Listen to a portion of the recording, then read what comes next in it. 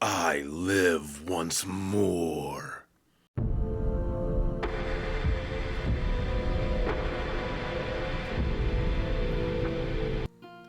Hello there everyone, and welcome back down here to the Gamer's Den with me, your host, Jordan, your master of lore and storyteller extraordinaire. I am mostly recovered, still got a little ways to go, and definitely wiped out after everything. And oh my, was there a lot of everything. But we are here to go back over our guide for the first edition Pathfinder Cleric. Today, we are going to be taking a look at your 5th level spell selection. Just remember that this is a guide, so it's nothing that is supposed to be set in stone. There are going to be plenty of spells that are not listed here that are either good, pretty solid, or great in certain situations that we just are not going to have all that much time to cover. And there are going to be some spells you want to avoid, but we'll give you an example of that. But before we get into everything we have on offer for you today, if you're new here to the channel, then why not go down there, hit the subscribe button, and become a regular member here at the Gamer's Den. Enlist yourself on such an incredible roster of legendary heroes. Or if you've already gone on ahead and completed such rituals, then why not go down there, hit the like button, and share the video far and wide. Now, we'll actually start talking about what you have come here for today. So, to start things off for 5th level spells, we have Greater Command. At a range of 25 feet plus 5 feet for every 2 caster levels, select 1 creature per caster level, no 2 of which that can be more than 30 feet apart, and give them a single command that they may attempt a will save for after the first round. And this can be like a drop prone to the ground, come to me, something like that. The spell actually gives you a list of commands, and it says that if they cannot reasonably comply with the command, then the spell just ends up failing or ceasing right then and there. So definitely is going to take a little bit of thought and a little bit of nuance on your part, but really all the way around, even if you're just getting a single round of them not being able to do much, that's still going to be good. As you figure, at this point, you're going to be affecting multiple targets, some of which may succeed at their save, but overall, you are going to be messing with your opposition's ability to effectively coordinate and deal with you and your party, and the more you can disrupt their action economy, the better off you and your allies are going to be. Next, we also have Wall of Stone. Create a stone wall up to 1 5-foot square per caster level within 100 feet plus 10 feet every caster level.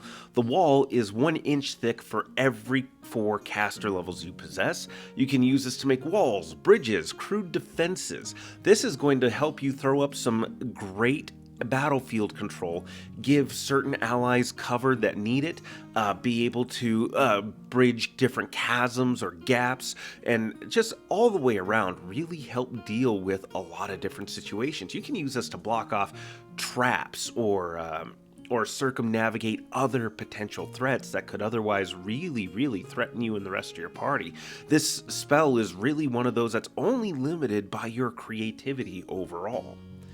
Then we go on to Summon Monster 5. This is hands down probably one of the best summon monster spells overall, particularly for what you can bring out at this level, and then to say nothing of the fact that you can bring out more creatures from previous summon monster levels. But this lets you bring out 1d3 creatures from Summon Monster 4, and 1d4 plus 1 from any lower summon spell. And you can pick either a Babao, Large Elementals, Brelani Azada, or Ankylosaurus, which it should be noted that the Ankylosaurus gets a DC 23 Fortitude save or gets stunned on its attacks. So the Ankylosaurus is not only dealing damage, but it's also leaving opponents with a significant debuff in place as well. So it's a pretty damn good pick, and it's going to be leaning right into what we have built for. So you'd be a fool to not have this prepared at least for 1 or 2 spell slots, but it depends on what you're going up against. Next though, we have Angelic Aspect. For 1 minute per caster level, you gain low light vision, dark vision out to 60 feet, acid and cold resistance 10, damage reduction 5 versus evil. You sprout angelic wings for a 30-foot fly speed with average maneuverability. Natural and wielded weapons count as good aligned for overcoming damage reduction. So this is going to be a great self buff.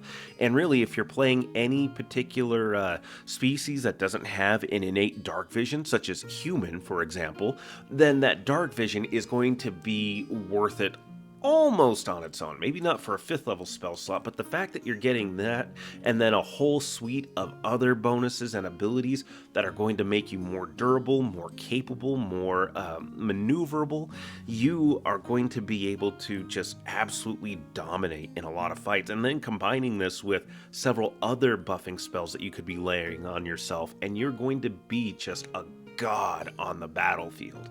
You're going to tip the scales of just about any fight you go into. Next, we have Wall of Blindness and Deafness.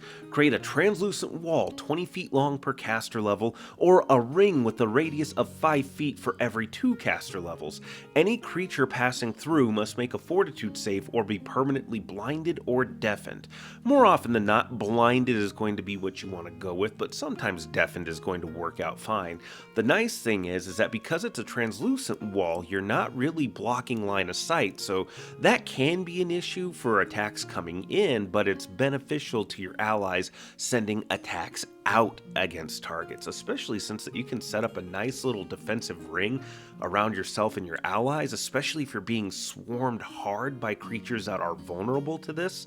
But therein lies the big caveat with this. It's going to depend on creatures being vulnerable to these particular debuffs, and by the time you're casting 5th level spells, you are going to be encountering some creatures that aren't really going to be worried about being blinded or deafened. It's not going to be all of them. Certainly you're still going to have plenty of opponents that are vulnerable to these conditions, but they're not always going to be the most significant threats you're dealing with. So it's definitely going to be a bit of judgment, bit of experience on your part, because being able to blind a whole bunch of chaff enemies and getting them out of your way relatively easy is going to be useful, but is it going to be more useful than some of these other spell options? So definitely weigh things out a little bit. Try to study up ahead of time. Certainly spells like scrying and the like can help to gather a lot of information, coordinate with the bard, the investigator, whoever, and plan out accordingly. Next, if you want to just say screw you to one target in particular, we have Bone Shatter. Target one corporeal creature or object within 25 feet plus 5 feet every 2 caster levels, dealing 1d6 damage per caster level, and it's an untyped damage, which is handy, maxing out at a 15d6, and this exhausts them for 1 minute per caster level. However, if they pass a fortitude save, they take half the damage and are fatigued instead. Objects made of bone or chitin take plus 50% more damage when you use this on, well, that particular object, if it's composed of something like bone or chitin. So, again, this is going to be something that is useful against a decent range of targets, but it does get limited. You're not affecting incorporeal creatures, obviously, and outsiders, it's going to be a little bit iffy on it, but if they have some kind of physical bones or the like, I'd say it's probably going to work. But what really keeps this from being bad is the fact that it's an untyped damage and it can exhaust the target, and for 1 minute per caster level is a significant amount of time. And then even if they do succeed, they're still taking some untyped damage and they're still getting fatigued out of it too, which is still going to be handy. So all the way around, not a bad spell. It's just limited to the fact that you're going to start running into targets that may not be as concerned about this, and also it's only single target. It's only affecting one target out of everything else that you have here. So it definitely feels like it starts to pale in comparison. But going on from there, we have 2 spells that are examples of things to avoid, and we'll go over why.